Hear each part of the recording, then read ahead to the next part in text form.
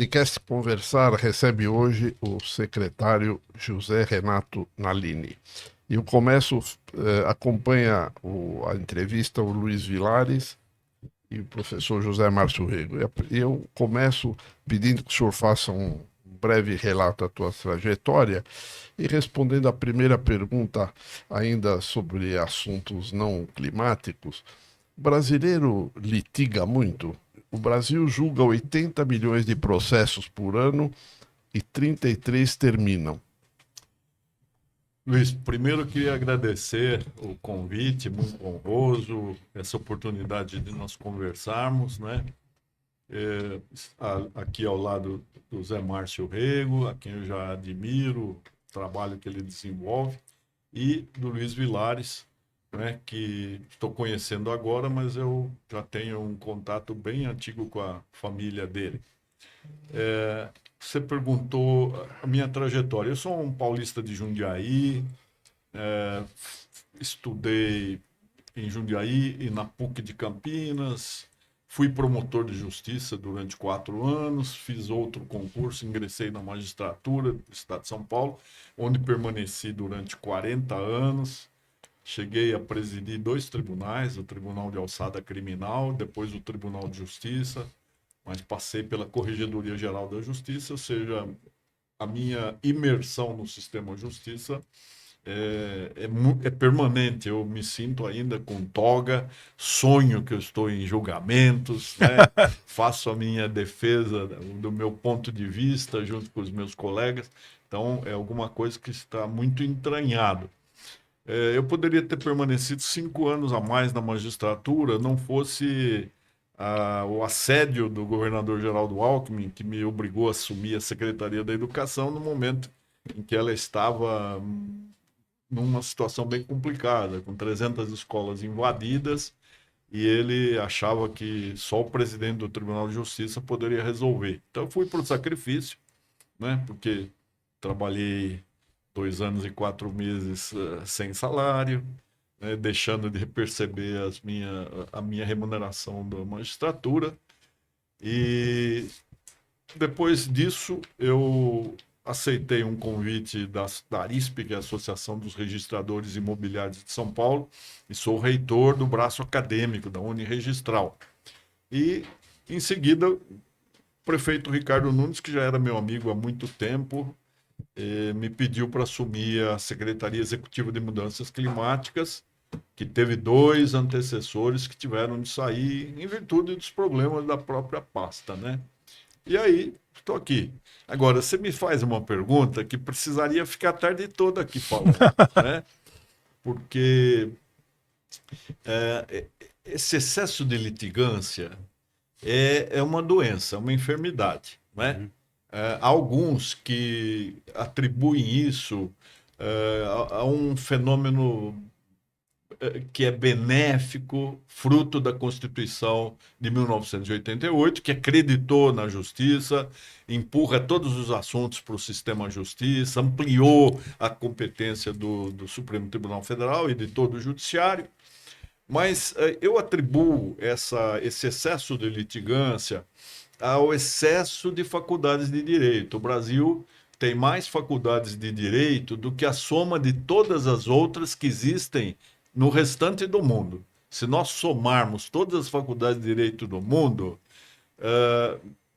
elas estão num número inferior ao das escolas brasileiras. Quer dizer que tem alguma coisa errada aí, né? Tem. Eu acho que isso faz com que a cada semestre sejam expelidos para o mercado milhares de bacharéis, né? Nem sempre eles conseguem passar pelo exame de ordem, porque o nosso ensino fundamental é frágil, nós não temos mais alfabetizadoras como tínhamos quando existia o chamado curso normal, né?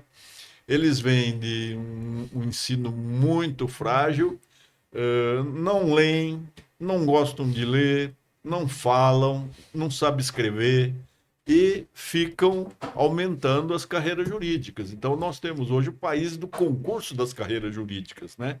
Com 27 tribunais de justiça em cada estado, 23 tribunais regionais do trabalho, 6 tribunais regionais federais, mais os tribunais militares.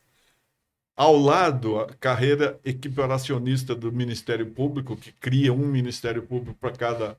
Então, nós temos um excesso de pessoal que se formou em direito.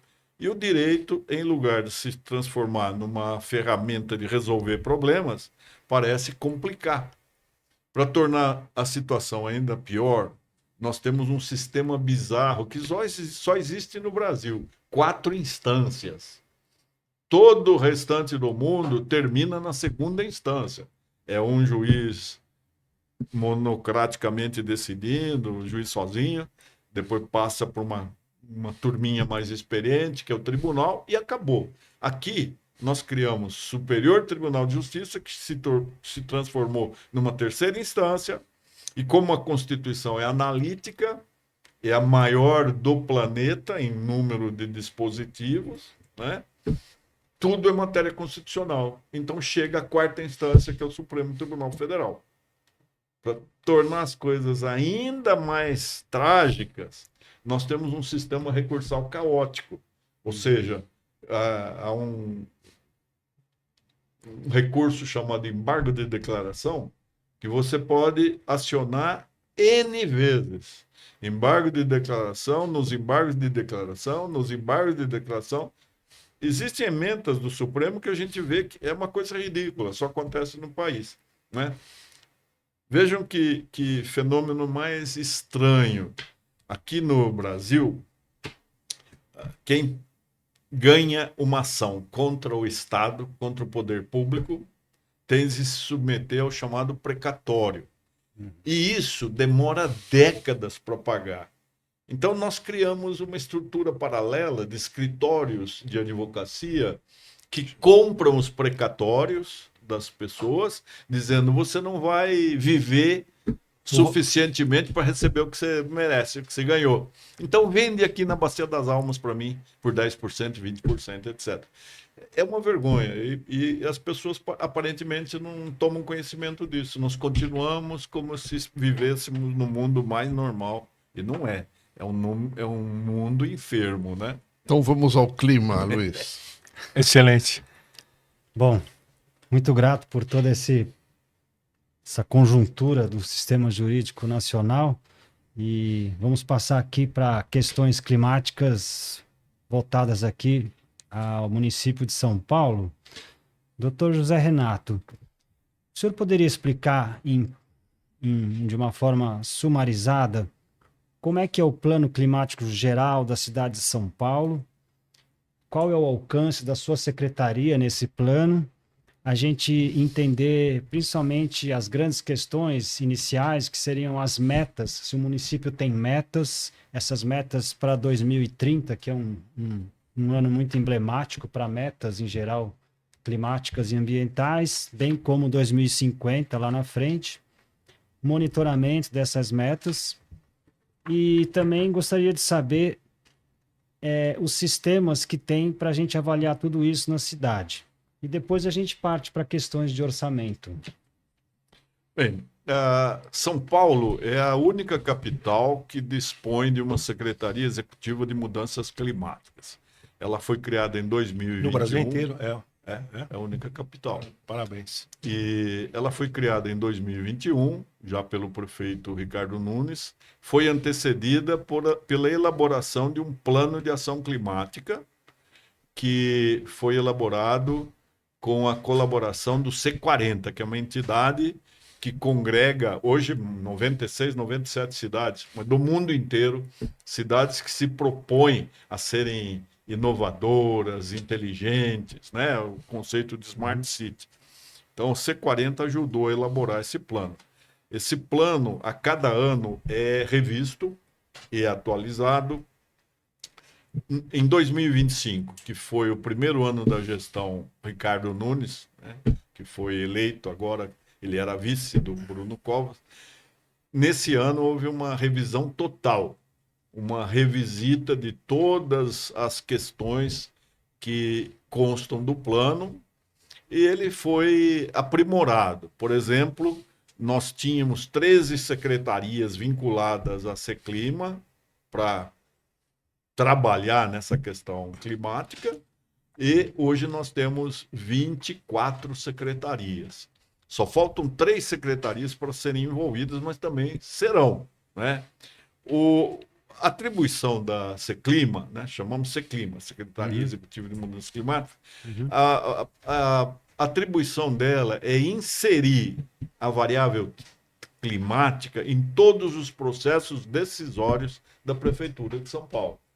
Ou seja, a questão daquilo que nós chamávamos de mudança climática, passamos depois a dizer emergências climáticas. Hoje já há quem fale em cataclismo climático. É alguma coisa muito perigosa, né? É o maior perigo que ronda a humanidade e aparentemente não está recebendo uma atenção devida, principalmente de parte da sociedade mesmo, que é a vítima desses fenômenos, né? Hoje, o Plan Clima, que é como nós abreviamos, o Plano de Ação Climática do município de São Paulo, tem 112 metas com 5 estratégias. Cada uma delas mereceria uma dissertação. Primeiro, rumo ao carbono zero em 2050. Ou seja, há 3 critérios temporais, 3 marcos temporais, né, para cumprirmos essas metas, a curto prazo, a médio prazo e a longo prazo. Essa é a mais longínqua por enquanto, a mais remota. E é uma meta ambiciosa, porque como é que nós podemos prometer que São Paulo terá a chamada net zero, né, em 2050?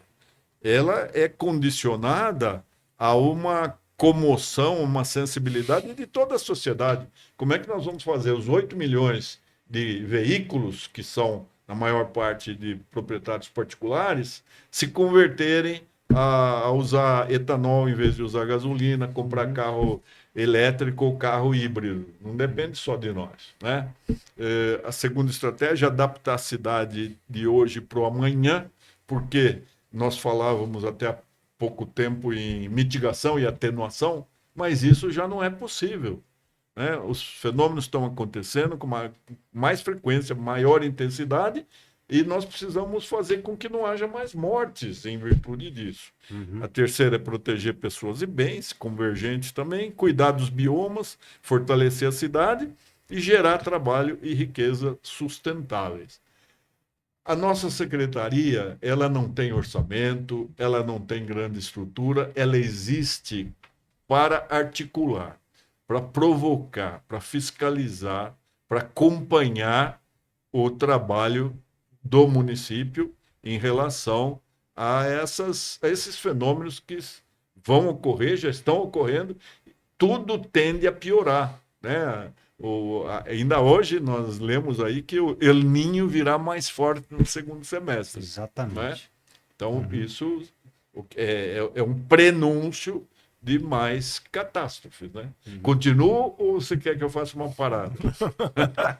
Eu acho que está bem colocado a questão e eu parabenizo, inclusive, pela centralidade do clima dentro da gestão municipal, que eu acho que é a opinião mais avançada, né, sobre a gestão climática. Acho que São Paulo teve sorte de ter um prefeito sensível a isso. Ele é do extremo sul, né? Uma região muito vulnerável, ali, Parelheiros, Capela de Socorro, Cidade Ademar, Emboi-Mirim, que é um lugar que precisa merecer a atenção da cidade como um todo, porque é onde nós temos os mananciais, né? É de onde nós tiramos a água para que São Paulo beba, possa cozinhar os alimentos, possa se higienizar. E nós estamos prestes a um estresse hídrico, né, que pode chegar a colapso. A cada ano nós temos uma temperatura maior. A média de chuva não chega cada chuva é inferior à média histórica, né? A temperatura, terrível. Então, a cidade impermeabilizada é muito grave a situação da escassez hídrica. É o primeiro problema, assim, que eu acho prioritário maior. O segundo é o resíduo sólido. Perfeitamente. Então, acho que a gente podia explorar mais essa questão hídrica nesse momento e mais tarde a gente fala de transportes e outras questões.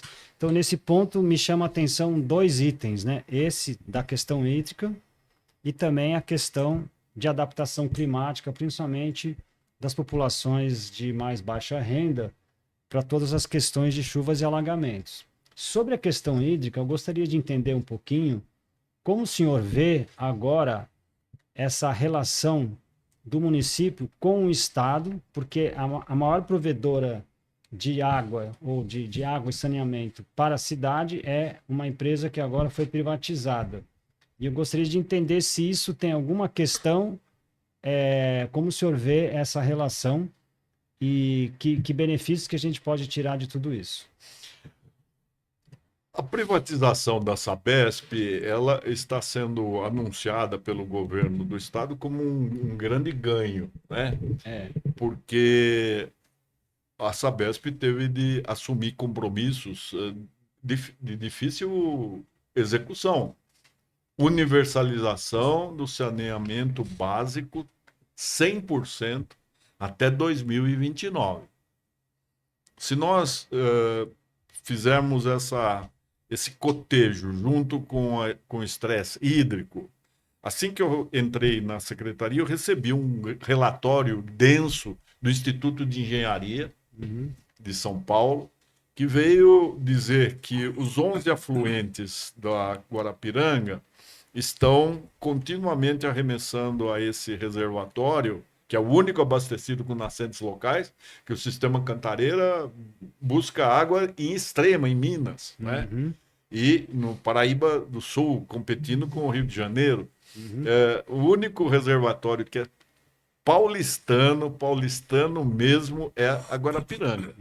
E os 11 afluentes estão jogando esgoto in natura na Guarapiranga. Esse esgoto faz proliferar as chamadas algas macrófitas, que ganham uma robustez, né? E elas chegam até 1,5 m, 2 de profundidade. Para se poder captar água, joga-se uma quantidade imensa de algicidas, substâncias químicas, algumas delas, segundo o Instituto de Engenharia, cancerígenas, já proibidas na sua origem, mas continua a ser utilizado aqui. Essa água vai para a estação de tratamento do Alto da Boa Vista, cujos métodos, segundo o Instituto de Engenharia, são anacrônicos, não se consegue eliminar a totalidade dos coliformes fecais, a cocaína que cada vez mais surge na urina, né? E os resíduos fármacos. Então, nós estamos tomando, sem querer, antibiótico, anticoagulante, antidepressivo, por isso que nós não estamos desesperados, né? E todos esses anti-inflamatório, anticoncepcional, etc. E também os microplásticos, né? O Instituto de Estudos Avançados, com o qual nós temos um contato muito próximo, muito íntimo, tem levantamentos, pesquisas científicas demonstrando que o microplástico está nas nossas artérias, quando se faz cirurgia cardíaca, que encontra microplástico nas artérias, encontra em quaisquer órgãos e encontra também na placenta das gestantes. Nossa. Então, a lei dos mananciais proíbe desde 2006 que haja construção, que haja moradia ali às margens da represa. Mas nós estamos na república em que há leis que pegam e leis que não pegam. Certo. Né? Então, essa lei dos mananciais ela é continuamente violentada. A operação de execução que cabe à Seclima, é um órgão de articulação, de fazer links, de fazer reuniões, de conversar, mas ela tem uma atribuição muito perigosa, que é a demolição das construções clandestinas, irregulares, criminosas, desde que estejam no início da construção ou que sejam desabitadas. Então, semanalmente nós fazemos isso. Uma grande grita, uma grande revolta de quem tem o seu imóvel ali destruído. E não são imóveis de miseráveis, né? Nós temos demolido cassinos, bordéis, casas com piscina de borda infinita, casas com pier para atracar grandes barcos, salões que nós não sabemos qual seria a utilidade, né? E não encontramos assim uma receptividade nos setores que poderiam auxiliar o poder público na tarefa de mostrar que a represa é de todos, né? Porque não é difícil, a minha origem jurídica, jurisdicional, vê com muita clareza que existe uma hierarquia nos direitos fundamentais, né? Então, quem invoca, por exemplo, o direito à moradia e vai, às vezes eles conseguem até liminar na justiça, aqui não pode derrubar porque é o sacrossanto direito à moradia. Sei, o direito à moradia, ele não constava na Constituição em 1988. Os direitos fundamentais se resumiam àqueles 5 do artigo 5º. Vida, liberdade, igualdade, propriedade, segurança. O Constituinte brasileiro foi extremamente generoso e colocou 27 radiações desses 5 direitos, mais 3 parágrafos que permitem que qualquer direito ingresse na categoria de direito fundamental, né? Por isso que se fala em direito ao ócio, direito ao riso, direito à preguiça, direito, né? Tudo é direito fundamental no Brasil. Agora, a moradia, ela só surgiu depois, por emenda constitucional, no artigo 6º, né? E, portanto, ainda que sejam alguns milhares que estão ali ocupando a represa, esses alguns milhares invocando um direito de segunda dimensão ou de segunda geração não pode comprometer a vida de milhões que dependem da água da Guarapiranga.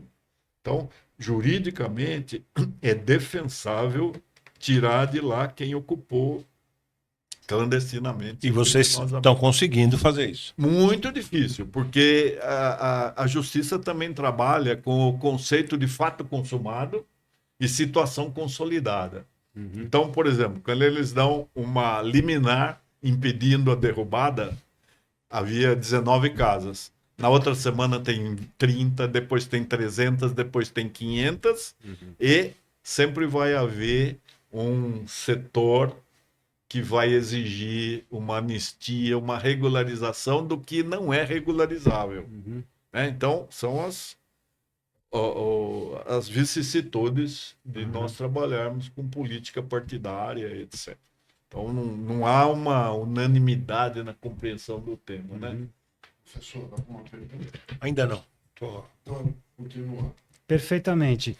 Bem, dada a essa criticidade, um assunto muito complexo, crítico, e que ele remete a um bem essencial para toda a população, eu vou continuar perguntando um pouquinho mais sobre água. Pois não. Eu queria entender um pouco se dentro do Plano Clima e nos orçamentos de meio ambiente da prefeitura municipal existem questões voltadas, por exemplo, ao reuso de água e essa otimização de consumo, que daí já entra mais num papel de cidadania e talvez até de uma cobrança diferenciada, ou seja, na ponta do consumidor se existe alguma questão e na engenharia da gente proporcionar condições de reuso de água de uma forma bastante popular, digamos assim.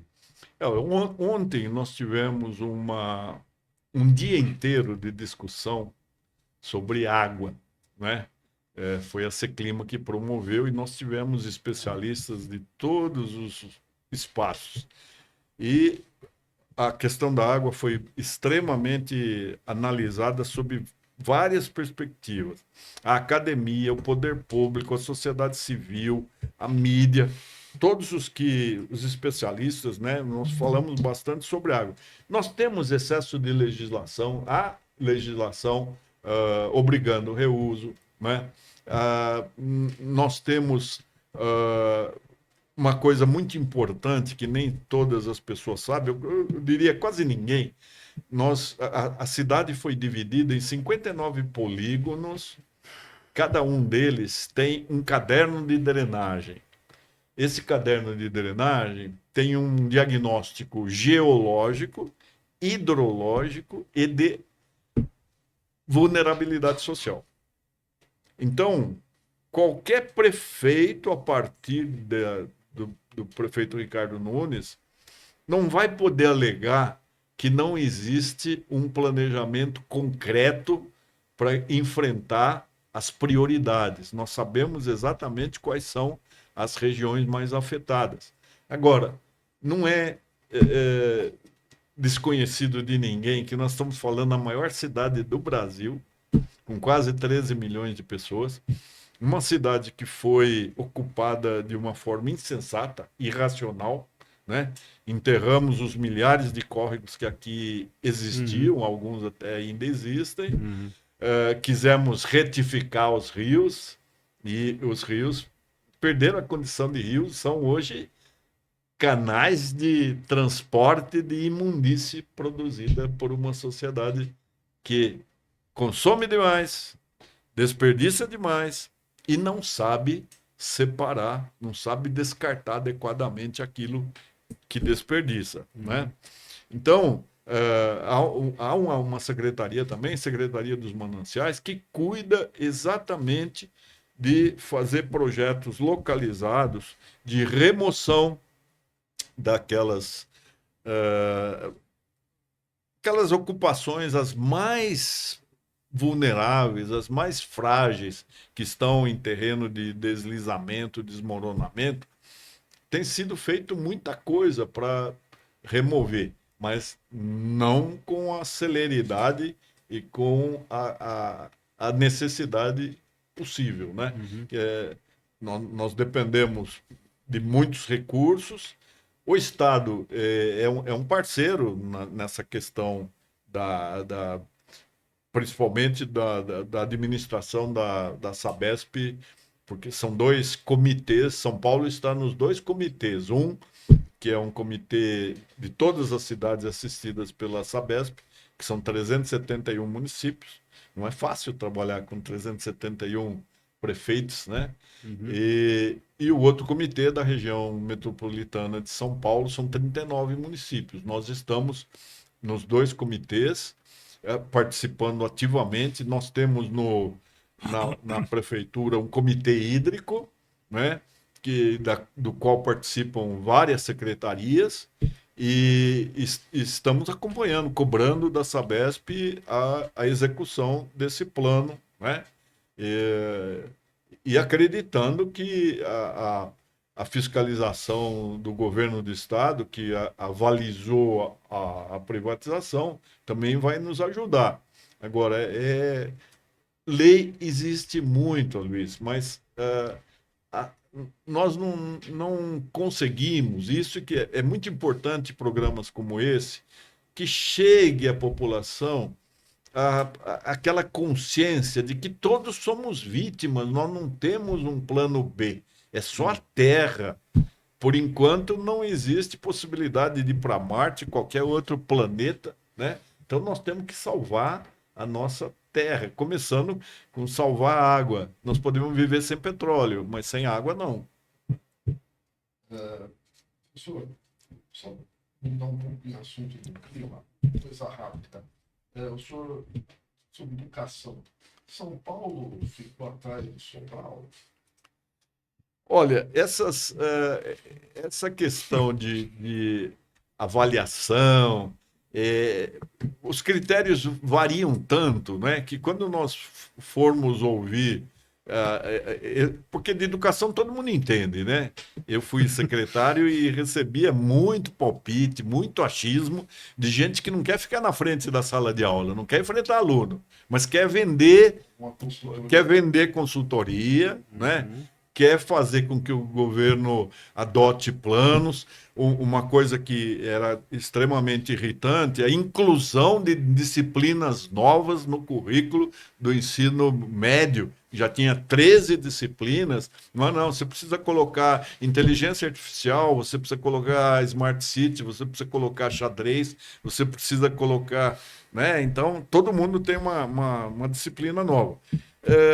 Não é fácil administrar a Secretaria da Educação do Estado de São Paulo. Eu sou uma testemunha ou vítima, né, dessa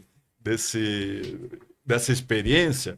Eu saí de um tribunal onde tudo funcionava e eu tinha 40 mil funcionários, tudo muito bem esquematizado, consolidado, os funcionários ganhando bem, né? Judiciário, tudo informatizado, que nós investimos desde o tempo do alçada criminal.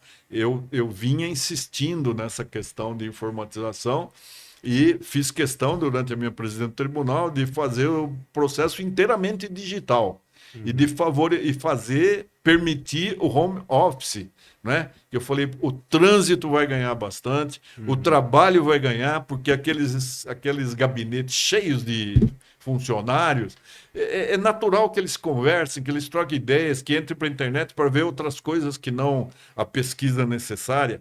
Quando ele fica em casa, ele pode ser cobrado, né? E se não fosse essa temeridade considerada por muitos, né, lá em 2014, 2015, quando a pandemia surgiu, o tribunal pôde mostrar que aumentou a produtividade, né, e multiplicou o trabalho que a justiça tem que entregar, que é prestação jurisdicional, é decisão, etc.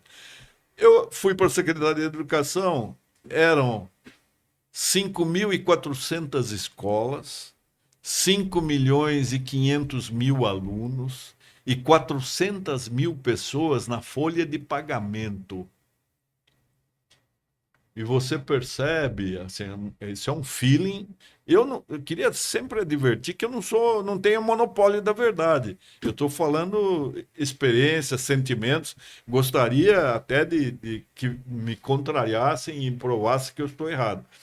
Mas a sensação que eu tinha era que os pais dos alunos da rede pública, em sua imensa maioria, eles insistem em duas coisas. Eles querem que uma condução apanhe o aluno dentro da sua casa e deixe dentro da escola, e que no período em que ele permanecer na escola, eles tenham 5 alimentações manipuladas. Ou seja, arroz, feijão, bife, verdura, sobremesa. Se não houver isso, e o Estado como é que trabalha? Fazendo licitação, contratando empresas que vão prestar esse serviço, né? Nos 400 mil funcionários do Estado, da educação, não tem número de cozinheiras suficiente, merendeiras suficiente, então são empresas. A gente contrata pelo menor preço, né? Que é a regra estatal, e aí a empresa um dia deixa de pagar as cozinheiras e aí não tem almoço. Aí a gente tem de entregar urgentemente a chamada merenda seca. É um recipiente em que há um todinho, um suco de laranja, ou uma água de coco, uma banana, uma maçã, bolacha doce, bolacha salgada, uma fatia de bolo. É mais caro do que o prato de comida manipulado. Mas as crianças detestam. Jogam fora, vão para casa e reclamam, e as mães começam a reclamar. As crianças detestam essa alternativa. Sim, elas preferem comida. Uhum. Então, não é fácil administrar a educação. Agora, também não é só desgraça, né? Nós temos algumas escolas, e foi a experiência que eu senti, em que a diretora é vocacionada e ela obedece àquela lei sociológica de pássaros de igual plumagem, ela se cerca de professores bons. Então é uma escola onde a diretora às vezes está na porta recebendo os alunos, sabe o nome dos alunos, sabe o nome dos pais, e fala, por que você não veio ontem? E como é que sua tia melhorou, sua avó melhorou? Essa escola não tem vaga, todo mundo quer estudar lá. Numa escola que tem alguém já desalentado, desanimado, porque existe essa resistência, né? O governo é o patrão, é um mau patrão, paga mal, etc., né? Então, não é fácil. Agora, se nós conseguíssemos que as famílias zelassem pelo aprendizado da mesma forma que exigem condução e comida, a escola seria outra. Perfeitamente. Luiz. Bom, é fascinante o mundo da educação, complexo e de difícil gestão, tanto quanto o meio ambiente, né? Sim. E voltando então à questão climática, meio ambiente, o senhor falou bastante aqui, quer dizer, com muita ênfase no começo sobre resíduos, Sim. mas eu ainda estou interessado em saber um pouquinho mais, antes de resíduos, sobre adaptação climática, principalmente no atendimento às necessidades das populações mais carentes, considerando esses eventos climáticos extremos que estamos sofrendo, tanto de seca e calor intenso, como se avizinha mais uma vez, e das chuvas que todos nós conhecemos. Quais são os programas que a prefeitura tem, que atenção tem, e o que a gente pode conhecer a respeito disso? Nós temos inúmeros planos que não são apenas planos, Luiz. São planos executados, não é? Perfeito. Eu vou mencionar o plano de prevenção às chuvas, que nós chamávamos plano de prevenção às chuvas de verão, era PPCV. O que acontece? A mudança climática está tão drástica que o verão passou e as chuvas continuaram. Nós tivemos que prorrogar o decreto, né, que era de setembro a abril. Nós tivemos que pedir para o prefeito que prorrogasse e resolvemos tirar o verão. Agora é plano de prevenção da chuva, que chove... Negando a famosa música do Tom Jobim, Águas de Março, fechando o verão. As águas de março já não fecham mais o verão. Não, ela continua. Você veja que nós estamos em abril, né? 8 de abril, e há pancadas de chuva de verão. Né? Estamos em pleno outono. Então, esse plano de prevenção às chuvas, ele envolve muitas secretarias, né? São mais de 15 órgãos que têm de reduzir os impactos gerados pelas chuvas aqui em São Paulo. Nós éramos, como é que São Paulo era chamada? Cidade da Garoa. Exatamente. Hoje é a cidade dos vendavais, dos ciclones, né? O Instituto de Estudos Avançados nos alertou há 2 semanas de que nós vamos ter ciclones. Então, isso terá de haver uma alteração, atualização da normatividade em relação à construção civil, porque as janelas terão que ser anticiclones, senão vão voar, como telhados, etc. Aquilo que já acontece nos Estados Unidos, né? Mas eles já estão acostumados com isso há muito tempo. Nós não. Vai começar. Então, nós temos assim um sistema muito eficaz de decretação de estado de criticidade. Eu acho que todos nós aqui podemos testemunhar que já recebemos aquele alerta. Né? Tem um alerta silencioso e tem um alerta severo. O celular pode estar até desligado e ele vai soar, mostrando que vem chuva forte para a gente se cuidar. Há uma prestação de assistência social para os munícipes afetados pela chuva. Isso é constante. São equipes que vão percorrendo essas moradias de carência econômica, avisando, né? Olha, toma cuidado, como fazer, a quem recorrer, né?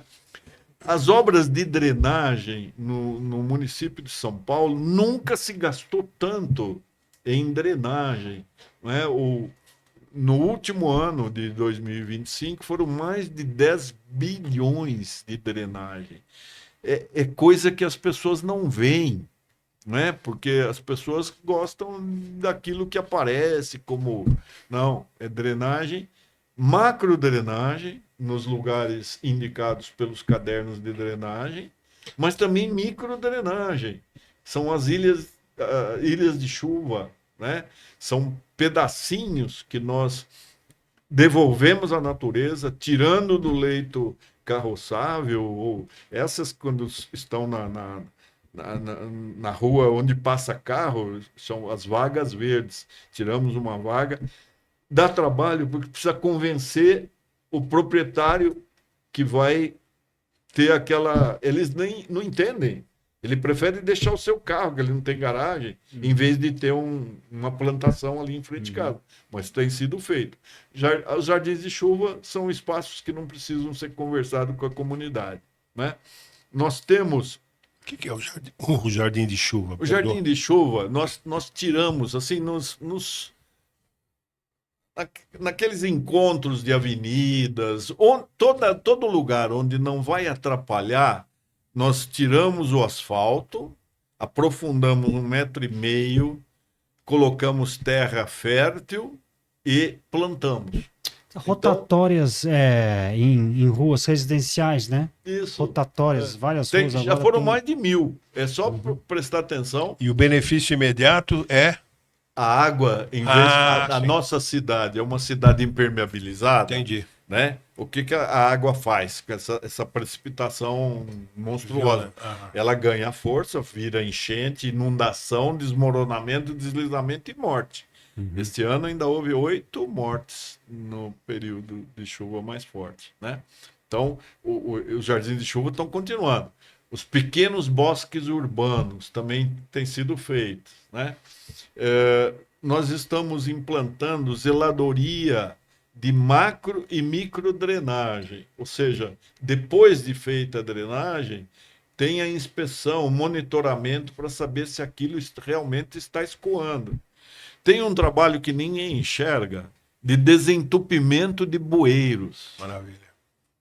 Né? De limpeza de boca de lobo. É uma coisa insana. Nós vamos ainda falar do resíduo sólido, mas eu queria dizer, Luiz, que há lugares aqui em São Paulo em que a coleta passa 5 vezes por dia. E sempre há depósito de lixo. Né? No fim, tudo é educação. Né? É uma educação ambiental que falta. Né? Depois nós temos a intensificação da coleta de resíduos em períodos de chuva. Né? Mesmo hoje, todas as ruas, todos os logradouros públicos do município inteiro têm coleta seletiva. Ou seja, se as pessoas conseguissem separar aquilo que é orgânico, ou seja, que apodrece, né? Resto de comida, folha, madeira, essas coisas que podem ser convertidas em gás biometano, que é um gás natural, não fóssil, né? Sim. Nós teríamos um grande aproveitamento. E aquilo que é seco, que tem de ser reutilizado, reciclado, para obedecer lei de economia circular, de logística reversa. Mas o que é que falta? As pessoas misturam tudo. Então vem resto de comida com fralda, com isopor, com vidro, né? Com resto de roupa. Aquilo vai ser compactado e vai aumentar os aterros sanitários. Né? Isso é um terrível. Nós temos poda preventiva de árvore. É uma coisa terrível o que nós recebemos de pedido de poda de árvore. A prefeitura recebe centenas de pedidos de remoção de árvore e quase nenhum de plantio de árvore. Veja quando, né, o professor Zé Goldenberg, que é meu amigo, eu gosto muito dele, ele fala: nós somos detentores da melhor tecnologia para fazer com que o clima seja agradável, que o regime de chuva seja equilibrado. É plantar árvore. A árvore presta um serviço ecossistêmico gratuito, mas extraordinário.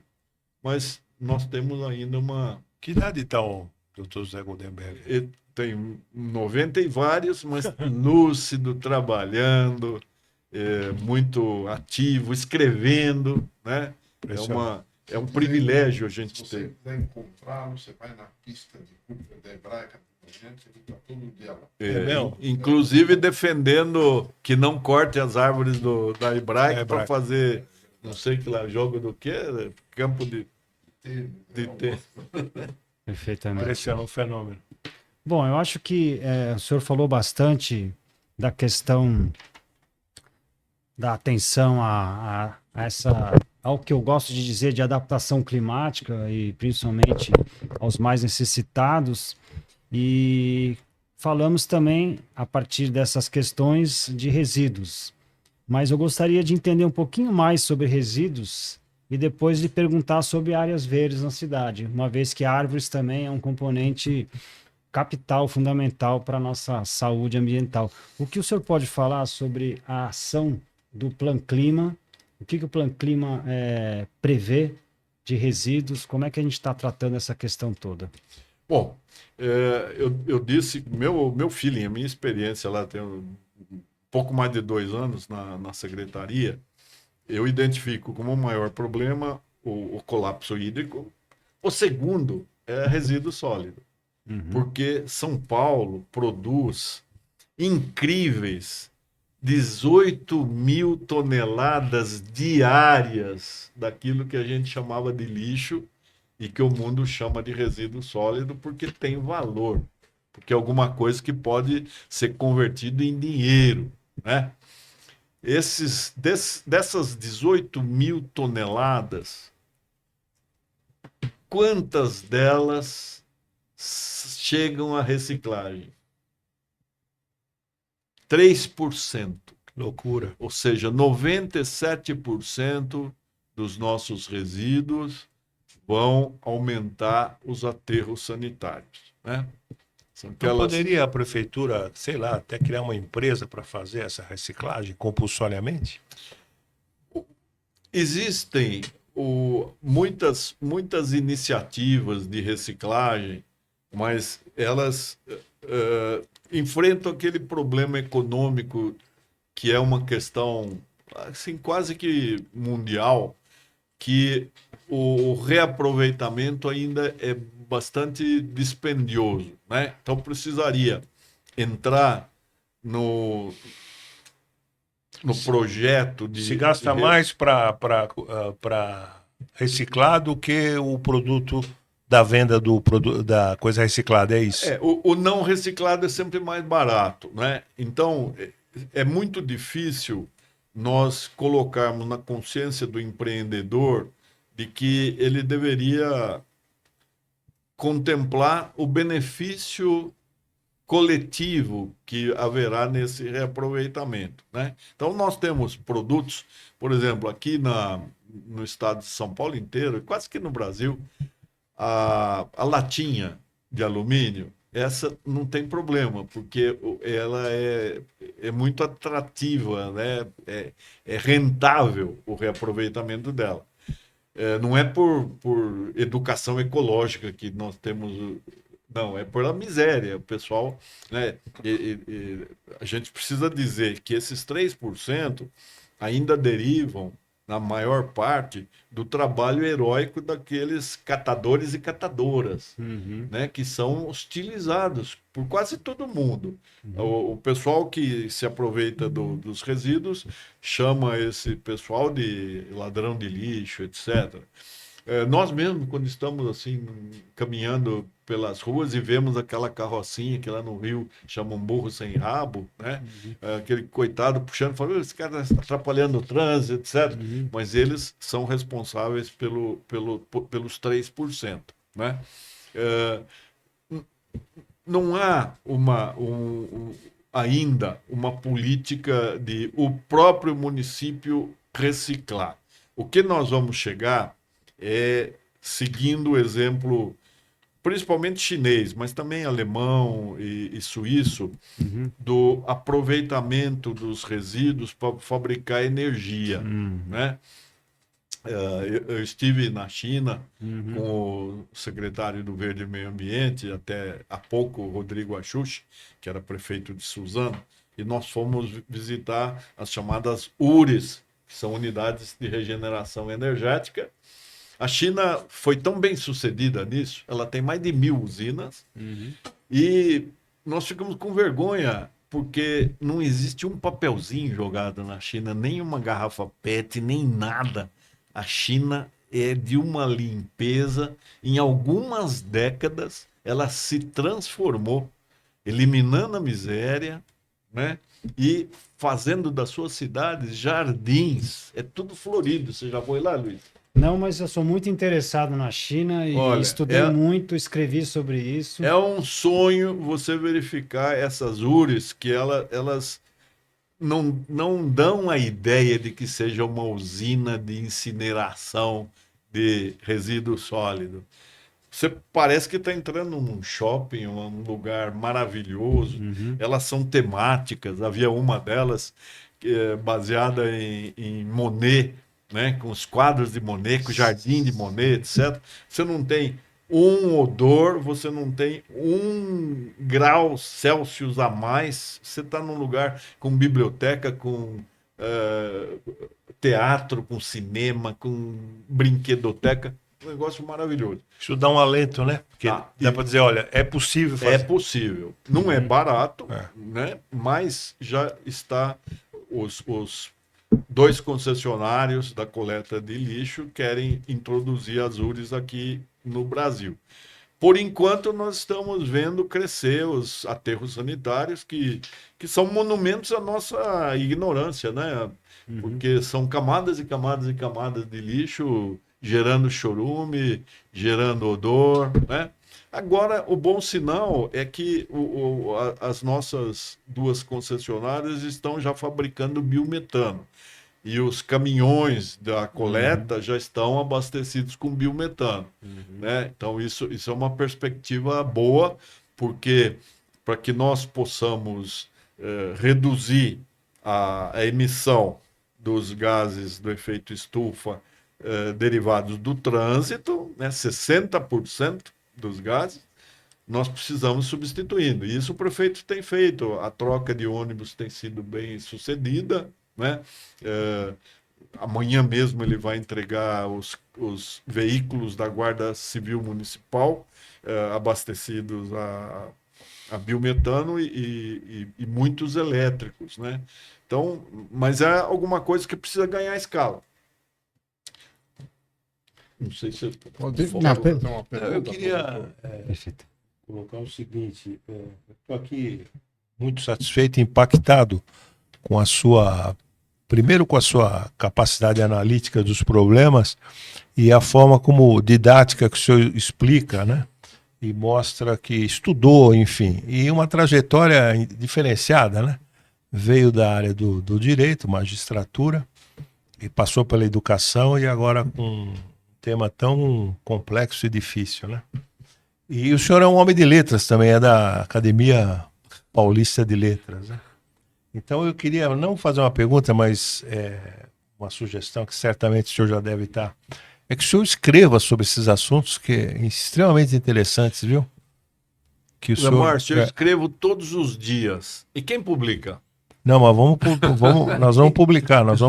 O difícil é publicar, porque a Luciana Feldman, minha chefe de gabinete, ela vê, eu escrevo todos os dias, porque para mim é uma forma também de extravasar, de desabafar, porque quem conhece a questão climática de São Paulo, né, essa cidade cresceu de uma forma insensata e irracional, né? Um sacrifício de todos os seus recursos naturais, fica angustiado. É impossível você não se angustiar, né? Então, escrevendo, você parece que está partilhando. E sempre existe uma generosa alma que lê, né? Eu tenho, por exemplo, um leitor que me é muito caro, eu adoro ele, o Tom Zé. Tom Zé. Tom Zé. É meu confrade da Academia Paulista de Letras. E a Neuza e ele são os primeiros... Que tem uma coisa em comum com o senhor, né? São Paulo, meu amor, né? São Paulo, meu amor. Outro dia, inclusive, entregaram o título de cidadania a ele, uma proposta do Nabil Monduque, do vereador. E tive o privilégio de participar e de fazer um elogio de Corpo Presente para o Tom Zé, que é um menino, ele é uma pessoa maravilhosa. Mas ele lê e ele me manda uma mensagem ou ele telefona. Então você fala, bom, alguém leu, né? Alguém leu. E eu já me satisfaço. Outro dia eu participei de um debate com duas figuras, não vou omitir o nome para não gerar constrangimento. E um cara que produz coisas interessantes, né, sobre questão de meio ambiente, até um deles é economista. E aí me causou surpresa que não havia travado contato, aliás, ele não sabia, do Hans Jonas, né, que um filósofo extremamente importante, o doutor conhece, e Princípio da o responsabilidade. princípio da responsabilidade, quer dizer, é de leitura obrigatória, né? Uhum. Então, essa questão de ampliar a erudição é útil não só para exibicionismo, né? Para ajudar na resolução dos problemas, né? Mas nós estamos num momento muito difícil da geopolítica mundial, né? Eu tenho assim uma experiência pessoal que eu conto como frustração. Eu sempre estudei ética e me aprofundei em ética e me animei a fazer um livro sobre ética, principalmente para os estudantes de direito, né? E comecei a escrever e toda vez publiquei e cada edição eu ia renovando, aprimorando, ampliando. Chegou na 13ª edição, a minha editora falou, tá muito grande esse livro, na 14ª você faz alguma coisa sintética, resumida, né? Eu fiz, atendendo, né? E a partir daí parou a publicação parou na 14ª edição. Não porque o Brasil não precise mais de ética, né? Mas porque ética saiu do interesse. Então, eu recebi um recado, a editora foi vendida, e o editor me mandou um e-mail sem identificação. Nós ainda temos alguns livros da 14ª edição. Se você quiser comprar, você compra, senão nós vamos picotar. Não é um dado interessante sobre o que significa ética no Brasil de hoje, né? Durante 30 anos, ele era um livro adotado pelas faculdades de direito, etc. Não, mas fica essa sugestão, se quiser, até ajudo consigo 3 aí, editoras porque o tema que o senhor está tratando é da maior importância, né? E vejo que o senhor está não só com paixão, né? Mas com conhecimento, né? Com criatividade. Sim. Parabéns, viu? Obrigado, vocês me estimulam. Eu tenho repetido como um mantra essa pregação de que nós precisamos pensar no cuidar da terra, né? No cuidar do nosso habitat, Ontem, uma das exposições lá no dia reservado à água me deixou extremamente mais preocupado ainda, né? Na minha idade, eu brinquei em muitos córregos, riozinhos pequenos, que tinha o guaruzinho, o guaru, né? Hoje já está desaparecendo. E o guaru, pela pesquisa desse professor Luiz Schiesari, da USP Leste, o guaru sozinho come 50 mil larvinhas das febres, das dengues, etc. Então, quando nós vamos eliminando a possibilidade de se manter esse elo existencial, em que essa cadeia indissolúvel, se você rompe um elo, você prejudica tudo, né? Então, isso não está caindo a ficha no geral. Nós precisaríamos, né? Então, fala-se educação ambiental, mas é uma disciplina, né? Não é isso. Nós precisamos falar em educação ambiental e praticar educação ambiental, né? E fechar a torneira enquanto está escovando o dente, né? E usar com moderação disso que é finito, né? Então... Vai, Luiz, continua. Excelente, doutor.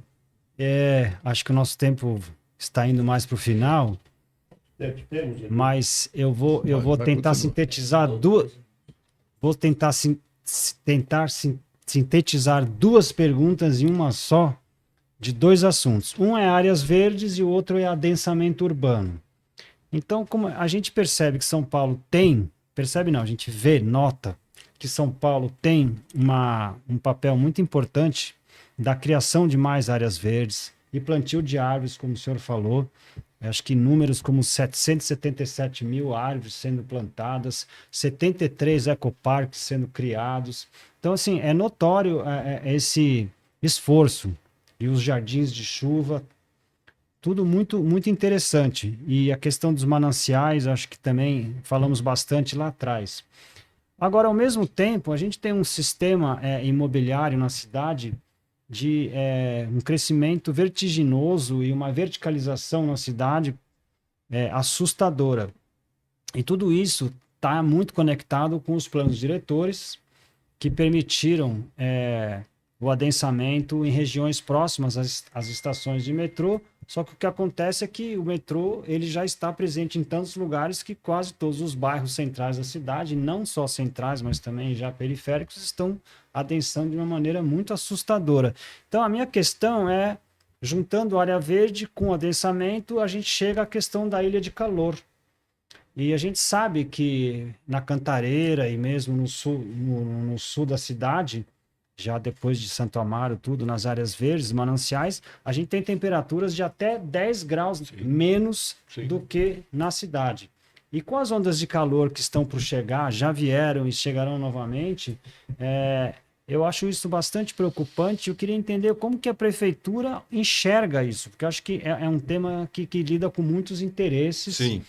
Olha, de alto interesse. O que eu posso dizer, afiançar, é que o prefeito Ricardo Nunes é muito sensível a essa questão climática, essa questão do verde, essa questão da água, né?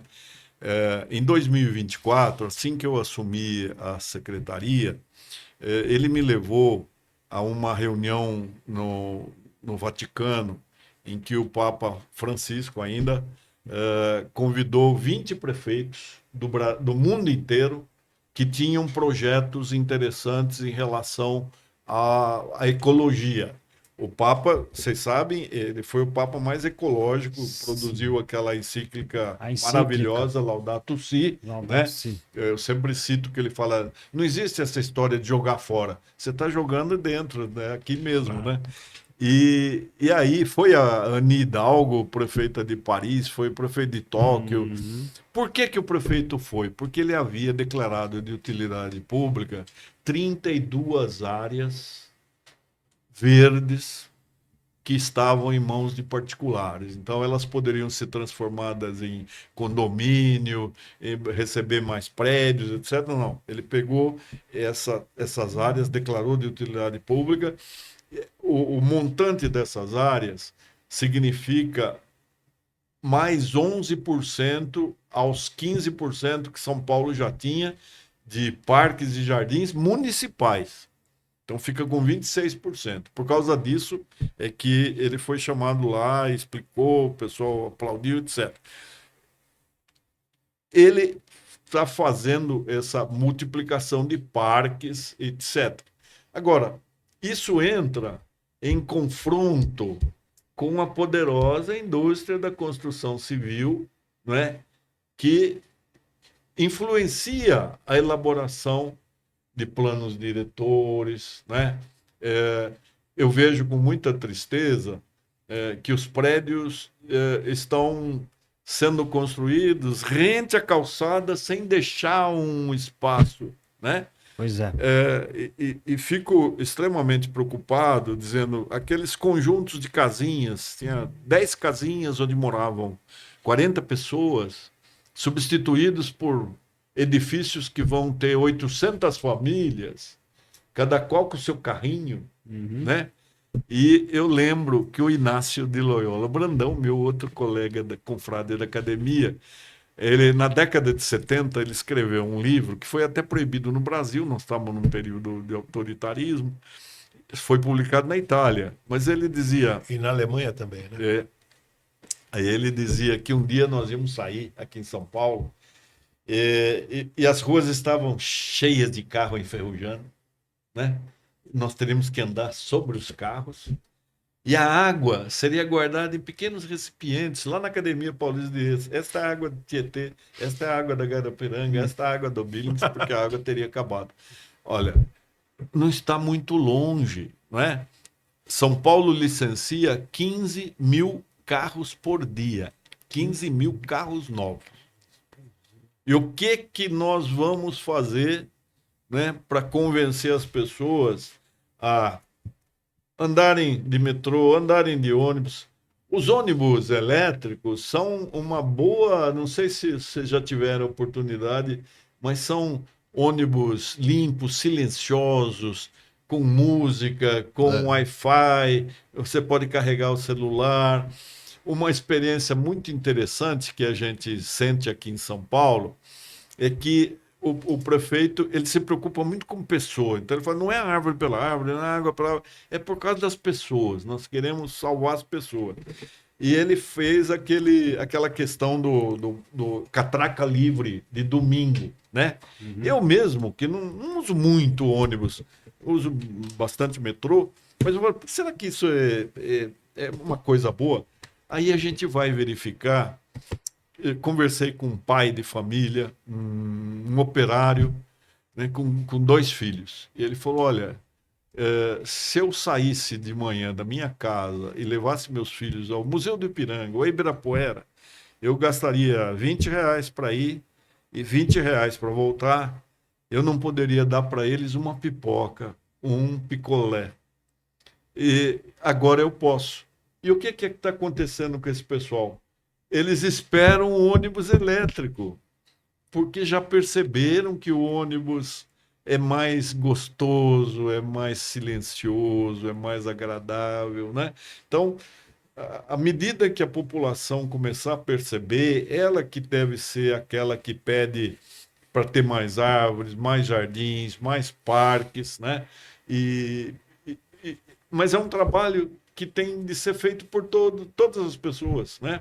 Pelos influencers. Eu tentei, desde que eu entrei, eu não consegui fazer um filme, que os jovens aqui em São Paulo, principalmente da periferia, eles são muito preparados para fazer filminhos nesses...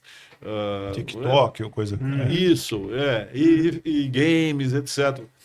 Eu consegui da SP Cine, que é uma empresa municipal, que ela fizesse uma preparação de, primeiro, um grande concurso, selecionar uns 30 jovens que teriam uma imersão na técnica de fazer esses filminhos, mas também receber um esclarecimento, uma formação ecológica, para saber o que significa. E a partir daí eles fariam pequenos filmes de 30 segundos, 1 minuto, para a gente veicular, né, para ver se a linguagem deles atinge a juventude, que é mais sensível a essa causa do que nós adultos, né?